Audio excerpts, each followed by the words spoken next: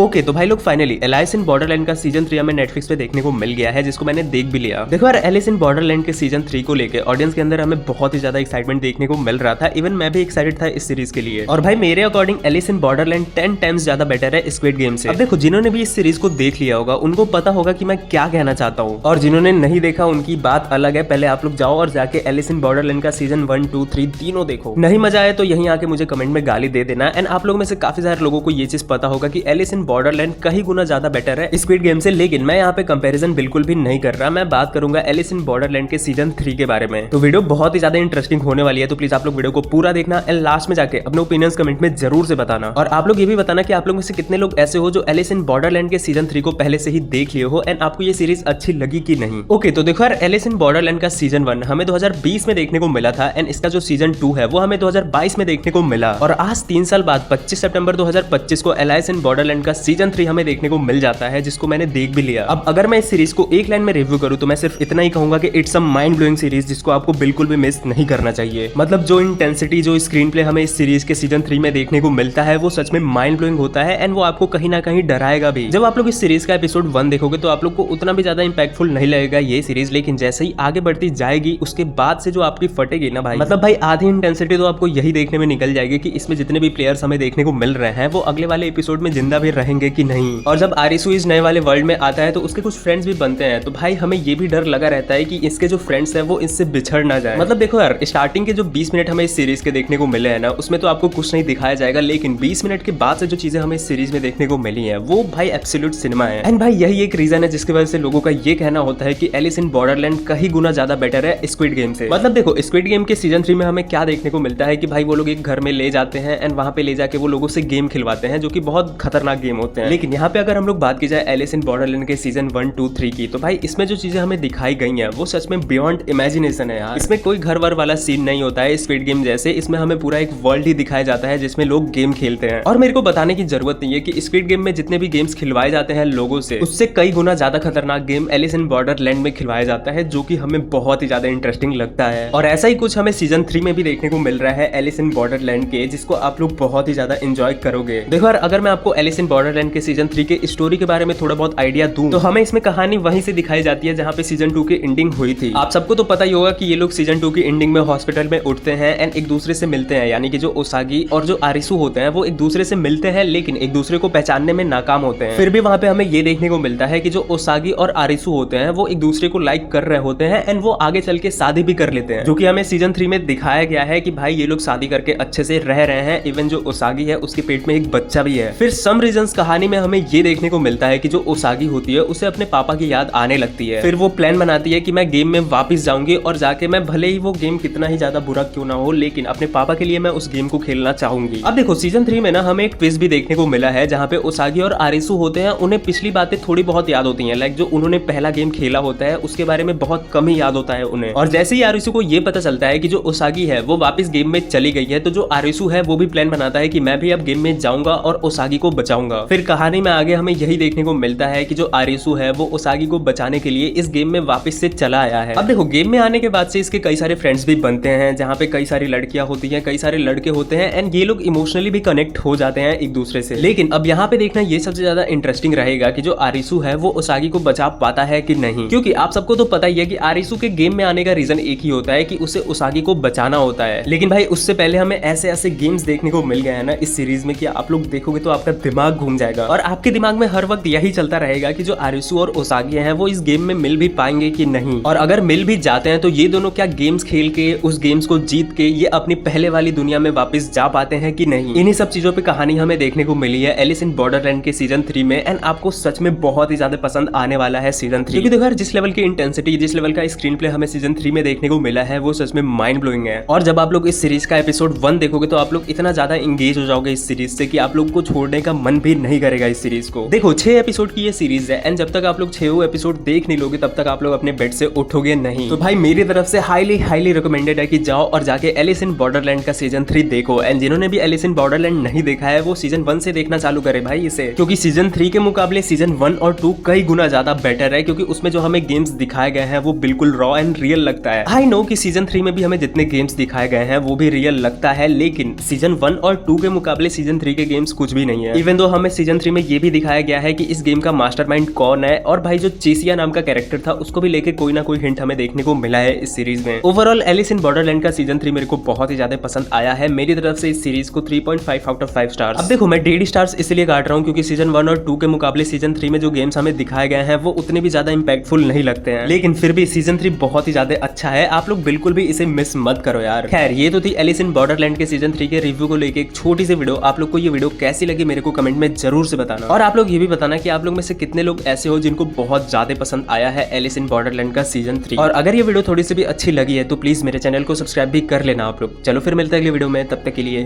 Bye bye.